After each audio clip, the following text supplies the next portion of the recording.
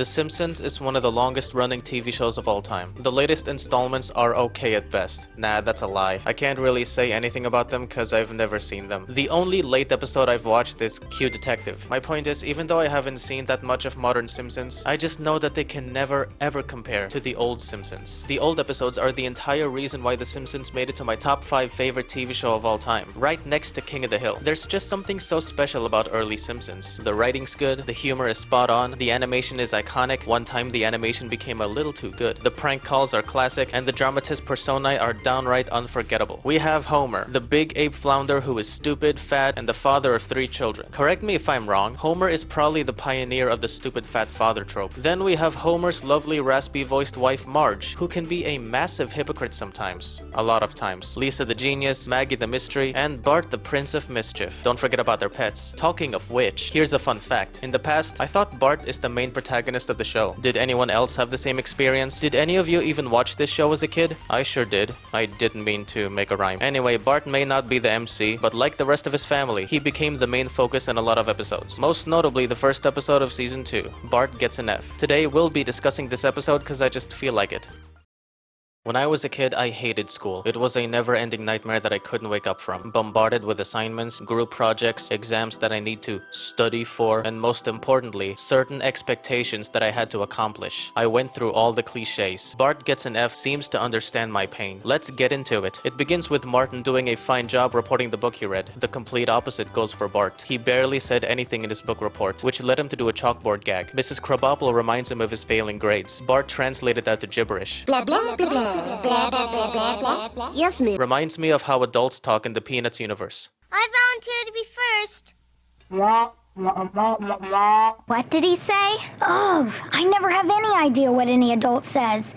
It's always that wah wah wah crap. This is because according to the author of Peanuts, Charles M. Schulz, grown-ups did not interest him. Similar to Bart, he didn't pay attention because he wasn't interested in what she was saying. That's the key word here, interested. Even though Bart did not listen, he still summarized what she said. Goes to show how this has happened to Bart countless times. He's basically used to it. He won't be for long. Before studying for an exam about colonial America, Bart procrastinated by playing video games and watching TV, basically living life the way he wants. Unfortunately, being happy is detrimental for his grades. When it was time to study, he just fell asleep without even making it past the first page. I wholeheartedly understand where he's coming from. This is not because he's stupid or lazy. This is simply because he's not interested in this topic. Tell me something. Why am I to blame for failing when I find the subjects unappealing? How is it my fault that I can't find any enthusiasm for topics that are irrelevant in my life? That's the thing about the education system. It expects us to memorize information without stopping to consider if we actually care about the material. We're forced to sit through mind-numbing classes on subjects that have no bearing on our future. I remember back in junior high, in almost every school year, history of the Philippines is one of the main subjects. When will that be relevant in my future? How will that help me pay my rent? Plus, I'm not gonna be a historian. I'm not even gonna live in this country for the rest of my life. I wanna live in Australia, maybe in London as well. So what's the point of this crap?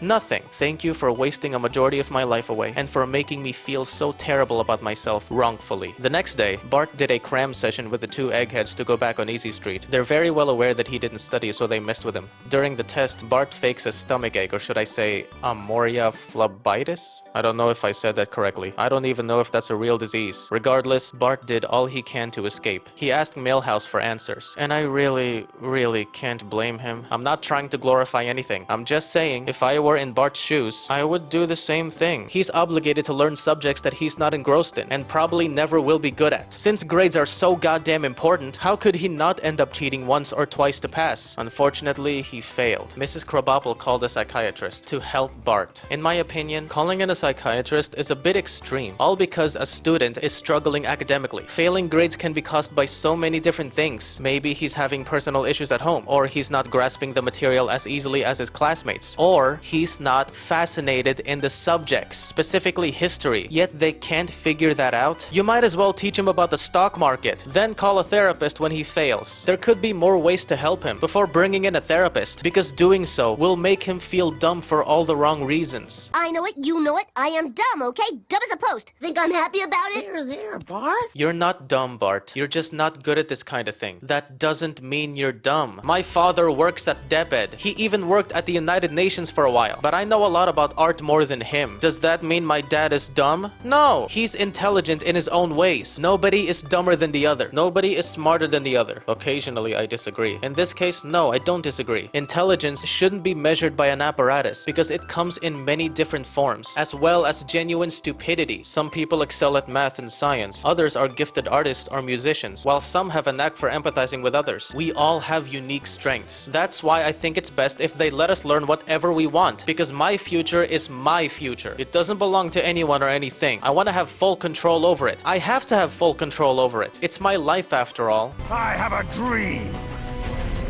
What? That one day, every person in this nation will control their own destiny. A land of the truly free, damn it. A nation of action, not words, ruled by strength, not committee. Where the law changes to suit the individual, not the other way around. Where power and justice are back where they belong. In the hands of the people!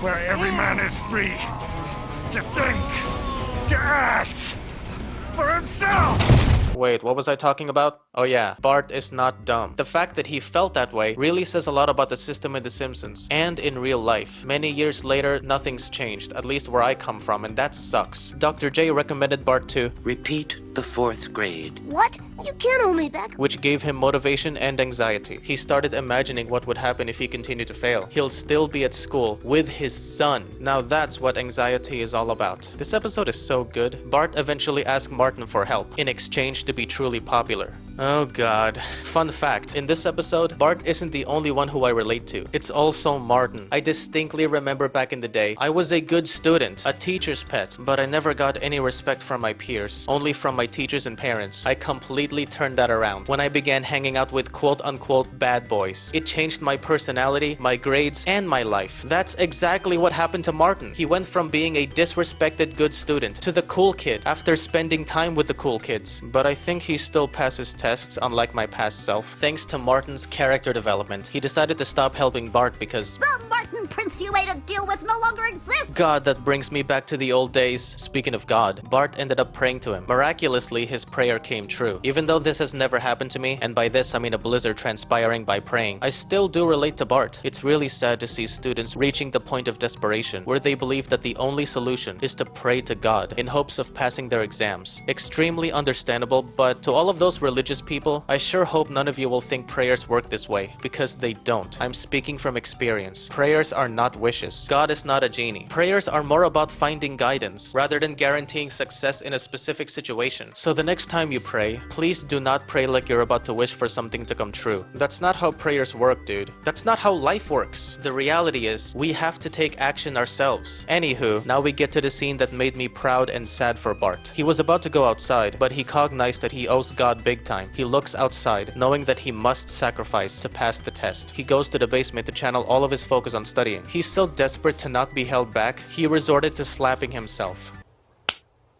Do you want to be held back a grade? Concentrate, man!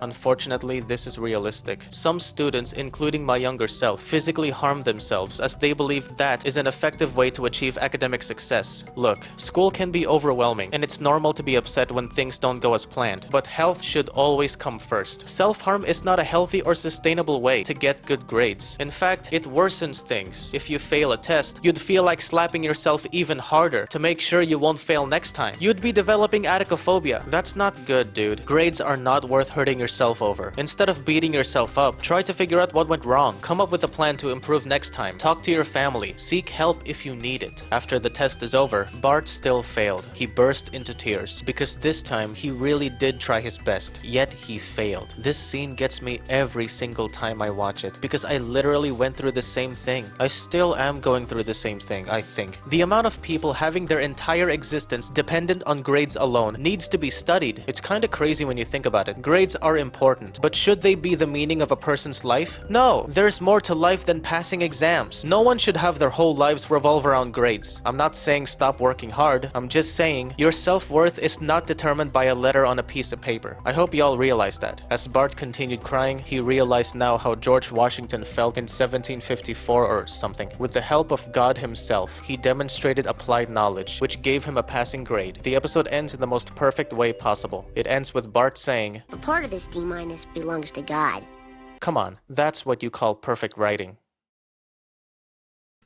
There are tons of Simpson classics, such as Moaning Lisa, Marge vs. the Monorail, Lisa the Beauty Queen, Simpson and Delilah, Steamed Hams, I don't know the title of that because I haven't seen it yet, etc. But in my opinion, Bart Gets an F is top 1. Yes, I mean it, this is my #1 pick for best Simpsons episode. No matter how many chapters I watch, Bart Gets an F will never ever be dethroned. I'm deadass serious. I swear, if Bart Gets an F as a person, I will give him a big hug. Even if this chapter is not relatable to you, can you deny that it did a perfect job representing the struggles people have in certain countries where the system is exactly like this? I wish Miss Boustier's system would come true right now. I love the idea of having the freedom to learn anything I want whenever I want, but why would she get rid of grades? I know grades are horrible, but I'm genuinely curious. What will students get instead of grades? Let me know down below. Also, I think the best part about Bart Gets an F is that it's simply a relatable, compelling story. It's not something that pushes a belief about the system. When a story is relatable, it means that you can see yourself in the characters or situations being depicted. It makes you feel like you're not alone in your experiences or emotions. This type of narrative gives you the freedom to empathize with the characters and reflect on how their journey is indistinguishable from your own. On the other hand, when a story pushes an agenda, I'm looking at you, Miraculous Ladybug and the Owl House pilot, it's usually pretty obvious. You can tell that the character is saying right to your face, and that's why this belief is the only correct one. It can turn people off because they're basically being lectured rather than entertained, which is the most important thing in storytelling. So you have a different way of doing things. That may make you weird, but it also makes you awesome, don't you see? And nobody should be punished for who they are.